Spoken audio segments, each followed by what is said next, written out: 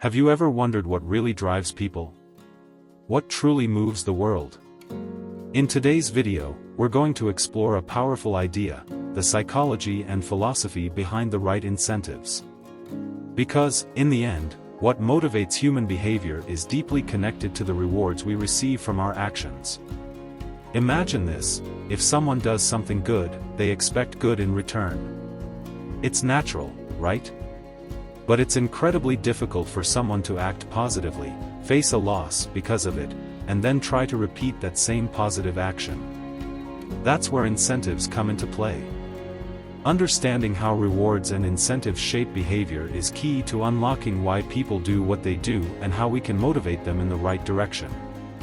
The truth is, human beings are inherently self-interested. But that's not necessarily a bad thing. It's a survival mechanism. Just like the rule on airplanes, in an emergency, a mother must put on her own oxygen mask before helping her child. If she doesn't take care of herself first, she won't be able to help anyone else. This concept mirrors human behavior. People have strong individual interests, and that's okay. It's natural.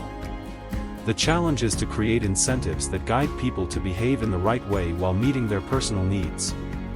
Great thinkers have pondered over this subject for centuries. From philosophers to economists, the idea of what drives human behavior has been central to understanding how society functions. In this video, we're going to dive deep into these thoughts, exploring how rewards and incentives have shaped the way people act, think, and succeed in life. Let's break it down. Whether it's in your personal or professional life, what makes you take action? What is the incentive that pushes you to move forward? People are motivated by all kinds of rewards: money, recognition, personal satisfaction, or even the desire to avoid negative consequences. But no matter the type of incentive, one thing is clear: the human mind is wired to seek rewards, and that shapes almost every decision we make. Now, let's think about how these incentives play out in the real world. In the workplace, for example, if someone works hard and receives a bonus or recognition for their effort, they're likely to continue working at that same level or even push harder. On the other hand, if they put in effort but receive nothing in return, their motivation starts to fade. The same principle applies in all areas of life, whether it's in relationships, personal growth, or even social behavior. Rewards matter. But not all rewards are the same. Some are immediate, like a paycheck or a compliment. Others are long-term, like personal fulfillment or a sense of accomplishment that grows over time. The trick is understanding which rewards truly drive you, and how you can use that understanding to shape your life and decisions for the better. That brings us to the concept of intrinsic and extrinsic motivation. Extrinsic rewards come from the outside: money, recognition, or praise. These can be powerful, but they have their limits. Once the reward is gone, the motivation can fade. Intrinsic rewards, on the other hand, come from within. They are the personal satisfaction and joy we get from doing something meaningful. These are much more sustainable because they are tied to our values and sense of purpose. Take a moment to think about what motivates you. Is it the external rewards? Or is there something deeper, something that aligns with who you are and what you believe in? If we can understand this, we can create the right incentives not just for ourselves, but for others as well. One of the most famous examples of incentives at play comes from the world of economics. In a classic study, economists discovered that people often make decisions based not on what's good for society, but what benefits them personally in the short term. This doesn't mean people are selfish in a negative sense. It just means they are naturally inclined to look out for their own interests first. But what happens when we align personal interests with the greater good? That's where the magic happens. When incentives are designed in a way that benefits both individuals and the community, we see real progress. So, as we dive deeper into this topic, keep that in mind. The goal isn't to eliminate self-interest but to create a balance where personal rewards also contribute to something larger. When incentives are aligned correctly, they have the power to move the world. So how can we create the right incentives that shape human behavior in a positive way? This is a complex question, and the answer depends on a combination of social, psychological, and philosophical factors. When we think about changing people's behavior, it's essential to remember that incentives must be aligned with both individual interests and collective interests. The challenge is finding this balance. Economist and philosopher Amartya Sen, for example, talks about the importance of considering not only material incentives but also ethical incentives. He argues that human behavior cannot be fully explained by just the pursuit of immediate and tangible rewards. Sen introduces the idea of capability, which involves an individual's well-being and freedom to pursue what they value in life. If we create incentives that maximize people's ability to achieve their life goals, the result can be a more balanced and just society. But how does this apply to everyday life? Let's look at a practical example: a student preparing for an important exam. If the incentives they receive are purely based on external pressure, like avoiding punishment or getting a high grade, they might feel motivated in the short term, but that motivation is likely to be fragile and unsustainable. However, if the incentives are aligned with personal development and the intrinsic desire to learn and grow, the chances of long-term success are much higher. This brings us to another interesting question about the types of incentives we can create to shape behavior. There's an important distinction between extrinsic and intrinsic incentives. Extrinsic incentives, like money, prizes, or social recognition, come from outside the individual. They can be effective in many situations, but they tend to lose power when external rewards stop being attractive or when the person gets used to them. On the other hand, intrinsic incentives are those that come from within, such as personal satisfaction, the pleasure of accomplishing a task, or the feeling of personal growth. These types of incentives are much more powerful and lasting because they touch on what truly matters to the person. Great thinkers like Aristotle have also reflected on the importance of the right incentives.